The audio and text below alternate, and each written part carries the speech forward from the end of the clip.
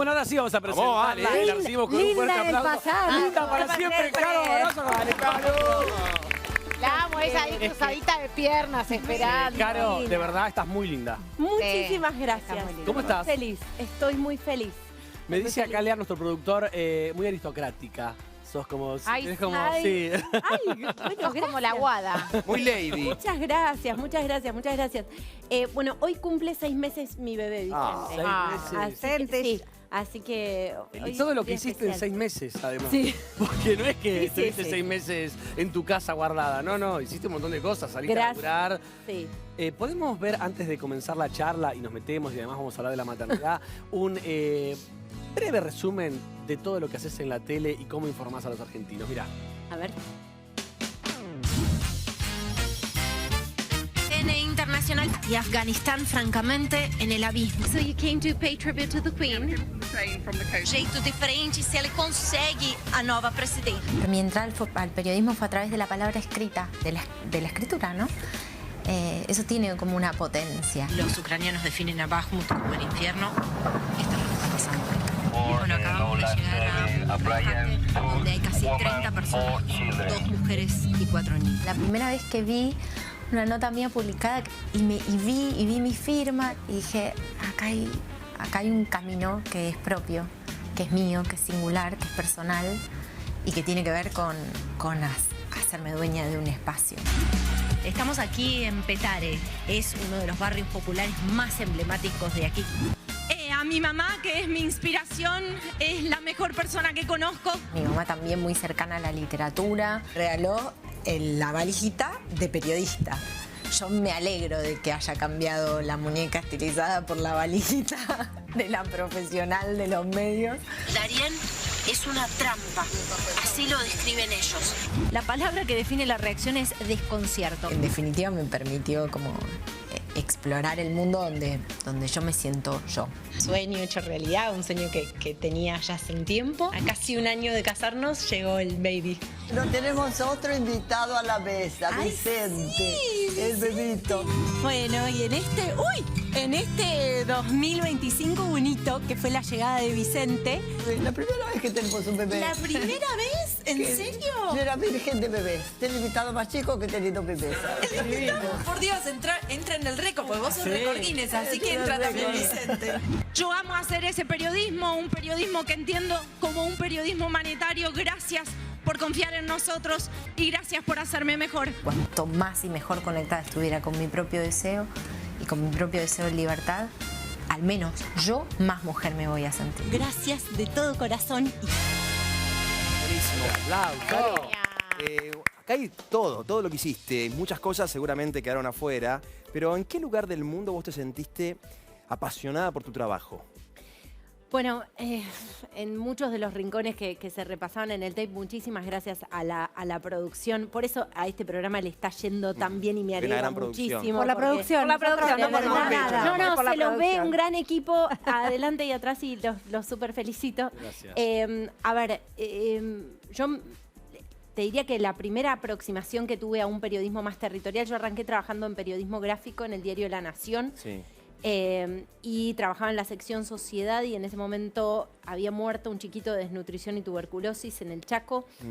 Mi editor, que era José Cretaz, me dijo ante las declaraciones del por entonces jefe de gabinete Capitanich, que había dicho que era un caso aislado, me dijo, bueno, anda a ver si, Anda a ver si es esto verdad. un caso aislado. Y cuando fui a ese territorio, constatamos obviamente que no era un caso aislado, dije, hay algo en la territorialidad que a mí me da una idea de periodismo alineado con mi propósito de Esa vida. fue la época de la Nata que hizo un tape que decía tengo hambre de agua. Bueno, Esa era nota más o la menos hizo en- María Julia Oliván. Impresionante esa nota. Mira, era más o menos la misma época. Bueno, yo en ese momento no trabajaba aquí, trabajaba en La Nación.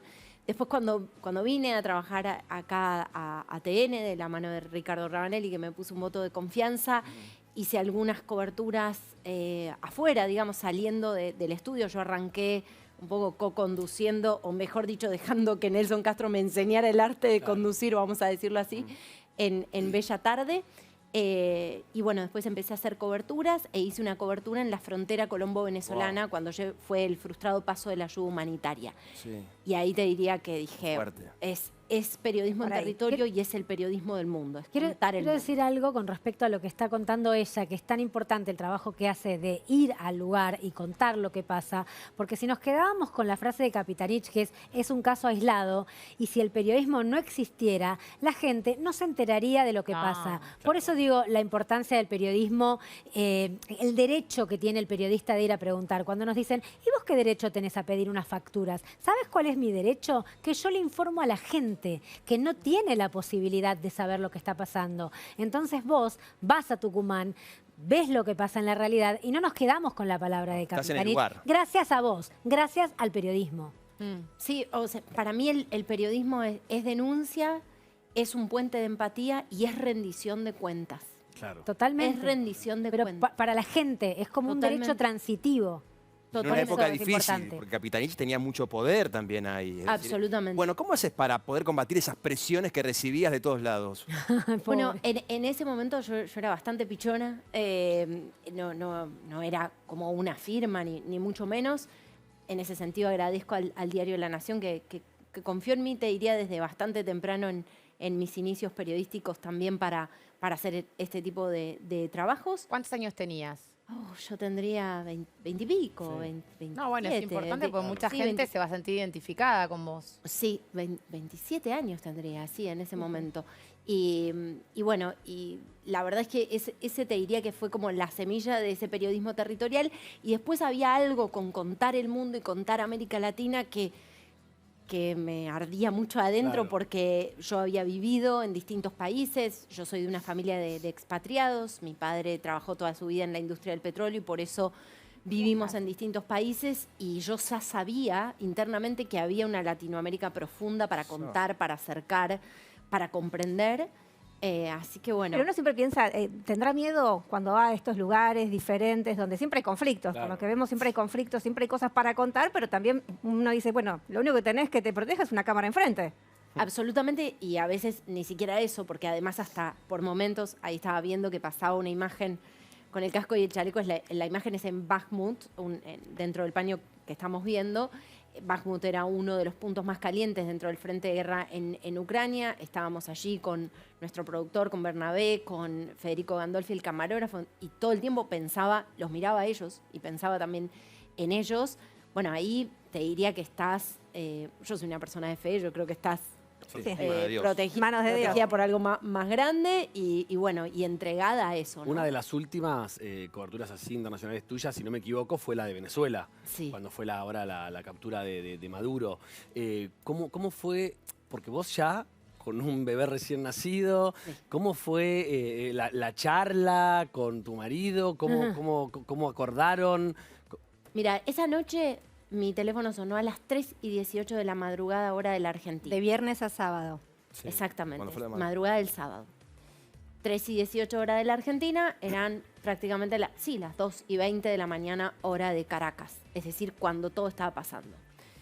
Bueno, yo tenía habilitadas determinadas llamadas. No quiero entrar en demasiadas precisiones también para no comprometer a gente, incluso algunos de los que están en Venezuela. Hay uno acá, pero una de las personas con las que hablé también está en Venezuela, así que no quisiera comprometerlo, pero sí es una persona en la cual descansó mucho para recibir información también sobre el territorio.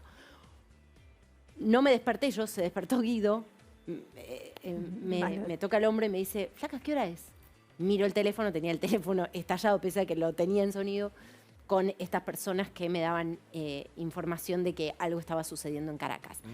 Lo que te quiero marcar con esto es que se preveía que algo podía suceder, entendiendo que Estados Unidos estaba haciendo un enorme despliegue militar en el Caribe y que era la antesala de algo. Yo tenía información también a partir de otras fuentes de que algo se venía y habíamos tenido esa conversación ya con Guido antes. Respecto de lo que iba a pasar. Como si esto ocurre, yo voy a ir. Y me dice, hago mate, me dice, llama a tus jefes. Claro, qué buena onda. 3 de la Entonces mañana. empiezo a llamar a mis jefes, mío. a uno de mis jefes que debe tener el registro de mis llamados incansables y que por supuesto se despertó y activó el operativo para que pudiéramos hacer la transmisión en la primera hora posible. Bueno, un O sea, ese mismo día director saliste. de cámara. Ese mismo día yo salí A Colombia. en ese momento a Colombia porque íbamos Estaba a pasar cerrado. a través de Cúcuta. No te dejaron pasar. Los periodistas internacionales no tuvimos acceso. Yo había podido entrar a Venezuela en 2024 con una situación muy particular, que es que, digamos, el régimen nos recordó cuando nos estábamos volviendo el artículo 20 de la ley contra el odio, con 10 a 20 años de prisión. No obstante, yo tenía la convicción de volver a ingresar a Venezuela en cuanto pudiera y obviamente en cuanto sucediera algo, lo solicitamos, nos fue negado el ingreso, o sea, no estaban permitiéndolo, incluso nos acercamos al consulado en Colombia, no había vías para facilitar los ingresos y, bueno, básicamente hicimos la cobertura desde allí, pero me acuerdo que tomando mates, haciendo Como básicamente podías. un surco en el living y hablando por Pero, teléfono, Caro, me para- decía, flaca, vos tenés que ir, acá vamos a estar bien. Entiendo, Y Caro, eso fue que importante. entiendo también, porque recién te preguntaba, yo ya te lo había dicho en maquillaje, cómo hiciste para ir con un bebé, pero entiendo que también sos representante y sos bandera para la gente de Venezuela, no solamente acá cuando se reúnen, que te mencionan, sino la gente que está en Venezuela te tomó como su madre, porque sos la voz cantante para ellos. Entonces entiendo que en ese momento vos tuviste una dicotomía entre dejar a tu bebé y hacerte cargo de tus otros hijos, por decirlo de alguna manera. Bueno, yo me siento más bien abrazada yo por ellos, ¿viste? Y siento que muchos han tomado también una posición de resguardo sobre mí. Mirá, yo en un momento entrevisté a una mamá que perdió a su hijo en Darién, en la selva entre Colombia y Panamá, por donde pasaban los Escapan. migrantes hacia los Estados Unidos. Es una de las rutas migratorias más peligrosas del mundo. Y para darte dimensión del corazón que tienen los venezolanos, esa mujer, en 2024, cuando yo viajé a Venezuela, me dijo, yo te ayudo. ¿Qué necesitas? Claro. Cuídate, yo te ayudo a cuidarte. Esto para dar dimensión de la inmensa generosidad de los venezolanos. Así que te diría que en la ecuación soy yo la que está en deuda con el cariño que ellos tienen. Yo lo que pienso en relación a haberme ido con mi bebito chiquito, que por supuesto se te estruja el corazón, es yo... digamos, no sé cuántas herramientas tengo para enseñarle cosas a Vicente. Estoy tratando de ser la mejor mamá que puedo ser, pero si hay algo que le quiero enseñar es que vale la pena poner el cuerpo y el alma por las cosas en las que uno cree. Es tremendo lo que decís, es hermoso. Veamos algo de la cobertura que vos hiciste. A ver. Porque justamente estamos hablando de esta cobertura de Venezuela, que tuvo un momento tenso también. Sí. Que mucha gente desde acá, yo me acuerdo, las redes sociales estaban explotadas. Sí. Asustadas, por favor, que se vuelva, volvete. Veamos lo que fue parte de esta cobertura. No sabemos si va a haber un cambio en este sentido, ¿no? En las posibilidades que puede haber para la cobertura, pero no parece estar cambiando demasiado porque la verdad es que, bueno, al menos las referencias de los pocos colegas que tuvieron encuentros con fuerzas de seguridad, bueno, hablan de situaciones realmente muy, pero muy tensas, ¿no? Obviamente tuvieron que retornar a Colombia. Claro. No es que, bueno, les confiscaron el material, los interrogaron y después continuaron trabajando. No. Tuvieron que volver. Bueno, acá estamos ya cruzando el puente. Esto que vos ves, que es esta vegetación tan tupida, del otro lado es Venezuela. Eso que vemos allá, esas lucecitas, esa edificación de una iglesia del otro lado, que es bastante conocida, todo eso es Venezuela. Acá, en esta vegetación tupida, están y se traza el camino de las trochas, que son los pasos clandestinos. Ahora no son tan utilizadas. Las trochas fueron utilizadas durante mucho tiempo por mucha gente exponiéndose a grandes riesgos, porque te acordás que cuando estaba tan tensa la relación entre Venezuela y Colombia, cuando obviamente quien estaba en la presidencia era Iván Duque, se había básicamente limitado mucho y cortado la vía regular de paso entre Colombia y Venezuela. Hubo días en los cuales estuvo prácticamente interrumpida. Y algunos pasos estuvieron cortados definitivamente por largos periodos de tiempo, ¿no? Con un contenedor incluso atravesando el puente Tienditas, que es el otro punto fronterizo. Bueno, ahora el panorama es realmente muy, muy distinto, pero durante mucho tiempo las trochas eran un camino habitual. Qué bueno poder informar todo esto y también vivirlo en primera persona. Sin vacilar, aparte. No, sin- no. sin- es una cachetada. Carolina Amoroso es una cachetada el que está estudiando periodismo. No, Igual me pasa algo. Yo siento- La Pochi quería preguntarle, Pochi. No, que preguntarte si trabajo. viendo todo esto, digo, ¿hubo alguna situación que hayas tenido que cubrir que efectivamente te haya puesto en riesgo? Viste, pues vos podés sentir que estás en riesgo, pero que efectivamente hayas estado en riesgo y hayas tenido miedo. Mira, bueno, una de las secuencias que mostraban en el tape Compilado al de principio. comienzo, Sí. bueno, en Bakhmut, Ucrania, bueno, ahí se escuchaban las detonaciones al aire directamente. Yo, de hecho, tengo como ese video fijado en recordatorio en mi Instagram porque trataba todo el tiempo de hacer el ejercicio de poner sobre el drama del contexto de la guerra y las detonaciones permanentes calma sobre el relato. Claro. Y siempre decía, acá yo tengo que ponerle calma y templanza a relatar esta situación, a no imprimir nada de más, porque la situación, Sí, a no ser la amarilla escena ni- se cuenta sola. Igual, Caro, Se yo cuenta sola. entiendo perfectamente Puedo tu hacer. pasión la puedo entender perfectamente. Lo que me cuesta es, y lo admiro, la postura de Guido, de decirte, Sí, absolutamente. anda teniendo un chiquito diciendo, nosotros vamos a estar bien, pero me imagino la situación a la que debe quedar él en tu casa.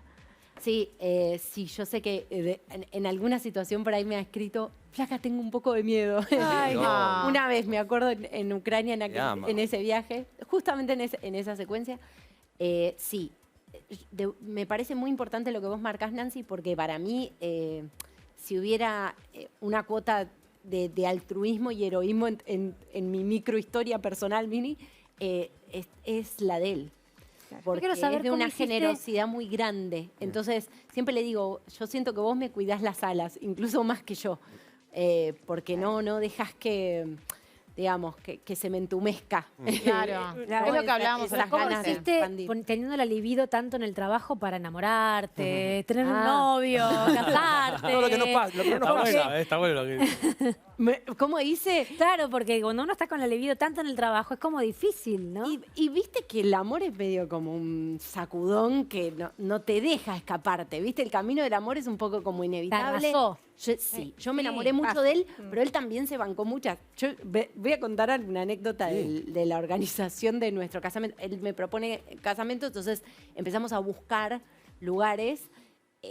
En principio yo había ido por un lugar, había puesto una ficha a un lugar y digo, bueno, hay que probar la comida. A mí me gusta mucho comer, le digo, hay que probar la comida, porque para mí es muy importante que la gente coma rico, digamos. Ningún lujo, pero que la gente coma rico.